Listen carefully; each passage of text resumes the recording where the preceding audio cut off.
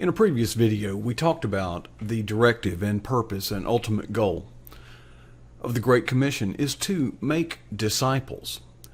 But making disciples is the end result, but you don't just cross the finish line as a winner without doing some getting ready and without getting set. There's a lot of preparation. It's a lot of work. Now you say, oh, I don't want to do that. Well, it's a lot of work to maintain a motorcycle. It's a lot of work to do whatever your favorite pastime may be. But if you love it, you'll do anything for it. Recently I had an opportunity to speak with my brother in Christ and fellow Empower Project team member, Mark Winchester. Now, Mark Winchester is an avid duck hunter and has been all of his life. And when it comes to knowing about getting ready and preparing yourself to perform the task of duck hunting, he's the man. So let's look at some of the things involved in getting ready and getting set in duck hunting, and after that we'll take a look at how we apply those principles to the Great Commission in making disciples.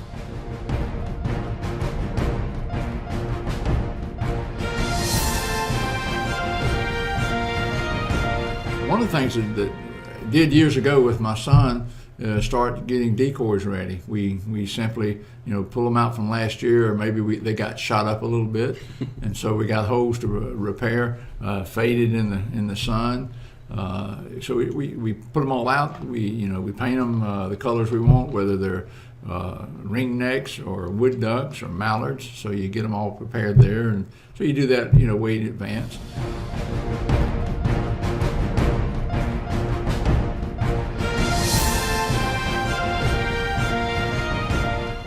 Then we want to check on the equipment as far as the boat. You got to get the boat registered, make sure your registration's up to snuff. You have to get your decal for your boat. You got to have a tag, a sticker on your tag on your trailer. Make sure that you're in line with that. And then you want to sometimes the boat needs some repairs from the Florida weather breaks them down. So you want to check that. Been out in some boats where they weren't really that worthy of being out there, and you want to just make sure you're safe. Well, what you got here is a duck boat called the Weejan. It's made locally. It was made from a cast of a guy up in Thomasville, Georgia, and I've got my registration. I've got mine bought. I just haven't put the new one on there yet. It's about 13 feet long. And it'll designed for 200, which is probably the best way to do it. You can maybe put a third person in here, but it gets kind of crowded. You're gonna have your seats with your cushions, and then you're gonna and where we hunt today, we got to have a duck blind built on our boat. So we take netting and all and drape around and pull up into bushes, and that way we look more natural. You got to have your push poles. This is a manufacturer that's called a duck bill on the end of there. Then we got back here, we've got the here's the name of this boat. It's called a Weejan. Cody Reese off of Lake Miccosukee built this boat for me. What you got here is a vertically drive, air-cooled engine. When you're going duck hunting, and even if you're fishing for your certain fish, and you want to get way back in the weeds, you got to have this kind of an engine. A regular Johnson outboard motor is just not going to work in the weeds because they get all clogged up. This one has it had a gas tank up here, and we converted it to a 5-gallon tank so we could last longer on the lake.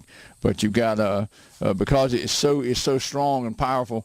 You got to have a kill switch, which is designed right here with a kill switch. If you get knocked out of the boat, it'll cut it off.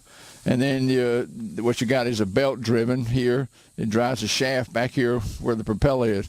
Propeller is a pretty important part. This thing gets wore down because it goes through a lot of sand and a lot of debris. So you have to make sure that's in good shape when you're going out in it. Phenomenal boat. It'll do about 23 with 2 people in it, loaded down with all your gear, and you'll get there fast and safe.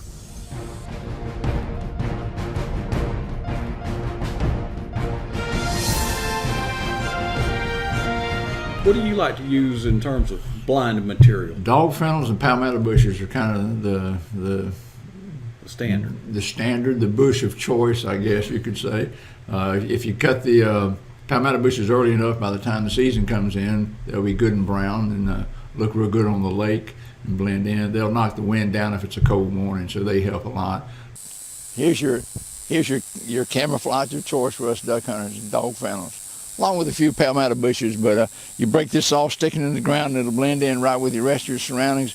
And not a duck in the world will know you're out there when you use this. Great stuff. On one of the lakes that we hunt on, you can't even build a blind anymore. And so you're not allowed to, EPA rules or Corps of Engineers, I'm not sure which, but so what you do is now you have a blind on your boat. You affix the blind to the boat. That's right. And then there's manufacturers, you can make your own, so there's all kind of choices in that as well.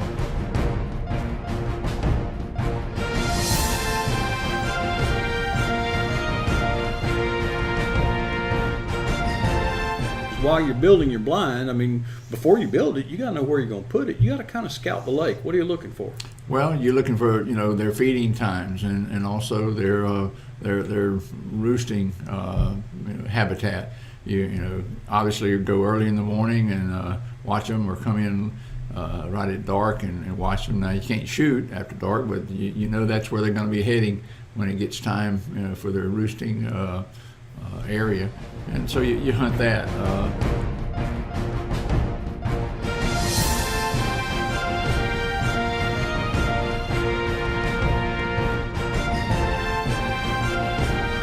think at the age of 16 and above, you got to have a hunting license. You have to have a Florida duck stamp. I still have to buy that. That was a federal duck stamp. Well, and you have a federal duck stamp, so you have both Florida. Now the federal duck stamp you get at the post office. You get it at the post office. It's a real stamp. You can use it for postage. Well, I don't know about that. You wouldn't want to.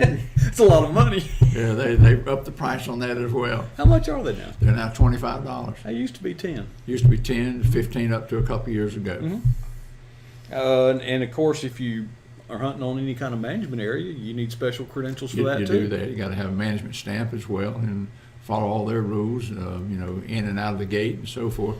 One of the things, all the laws in your state apply, but waterfowl, duck hunting, migratory game has federal rules. Sure. So you got to know the set of rules all hunters have to know. Right. But right. then and it's getting more complex every year. Well, the point system is where they've ended up with all this. They used to have just limits on certain species, but now there's points on certain species, and whether it's male or female. Whether it's male or female, and hen or drake for you duck hunters.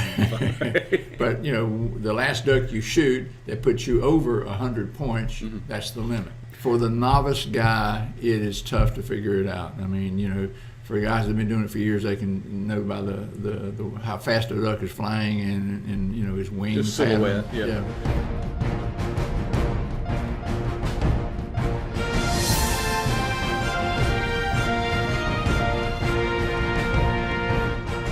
Years ago, Columbia came out with what's called a quad coat, and it's just 4 pieces that depending on the weather, whether it's wet, cold, or even just humid, just to keep you not only dry but warm. It's a great product, and others have come out with the same type. So you got 4 different pieces of material that you can put on or take off to stay comfortable out there. Kind of modular. You can just adapt as the weather. It is, and you got your headgear. You need in duck hunting you need a net over your head or kind of like a ski mask type, camouflage coloring. Those birds can spot you if you move just a little bit. They'll know you're in there.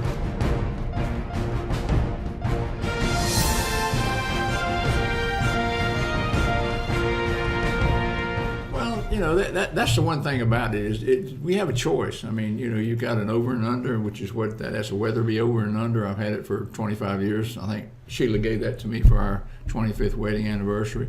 You can use your automatics.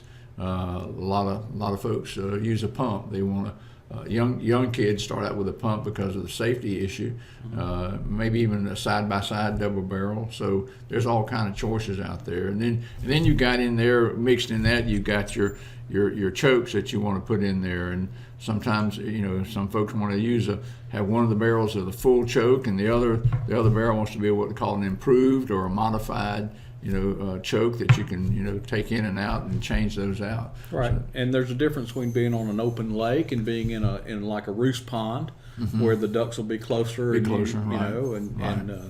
And then you want your ammunition. Years ago they changed because of a study they did on duck about the lead in shells, that it was poisoning the ducks that eat the lead. And so they went to what's steel shot years ago. And then this is funny, the steel shot today is cheaper than it was 25, 30 years ago because of the manufacturing aspect of it.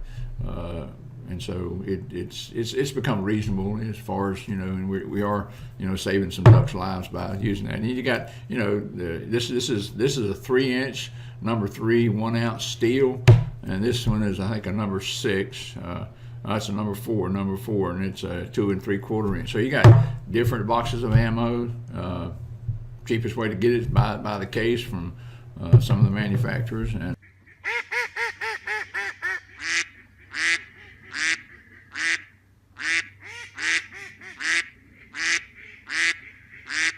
well, if you're going to call ducks, you don't know what's coming in that day. They don't call you up and give you a notice and say we'll be in at 10:05. So you've got your different calls, mallard and gadwalls, and there's not a wood duck call on here, but you got a wood duck call, ringnecks, teal. There's all kind of different calls. I don't really do a whole lot of calling. My son, these actually belong to him, and he's a big big caller and believes in that. Most of what we use to attract birds is decoys, and you got to put out anywhere from 100 to 150. To really make a difference, especially when you've got 30 other people on the lake, calling them. Yeah. The bigger the better in some cases. So, they're telling those birds, hey, we're here, come see us. Well, how does one learn how to be a duck caller? Well, probably get a duck commander video and watch him. I'm not an expert in duck calling, to be honest with you, so I couldn't answer that for you. But there is a technique. I mean, yeah. you've developed it yourself through trial and error. Yeah. But you don't do much calling. But you don't just blow into the thing. No. It's like any other game calling. You learn it. You can learn it from recordings and things like that. But you listen for what works out there in the field, and you go out and try it. But most of the calling is a mallard call in this area, and mallard and wood duck, and Weejan's another bird that responds good to a call, because they're a real skittish bird, and the more you've got pulling them in down, because they circle real high for a long period of time, checking things out over and over again. So you better be good at a Weejan call. Well, Mark, all the expertise you've gained over the years, it must be very satisfying at the end of the year to count up all the ducks. You probably mount some of them and get them stuffed and all that stuff. About how many ducks you killed last year? I didn't kill a one. Didn't get to go. You never went? Never went. Never loaded up the boat. What?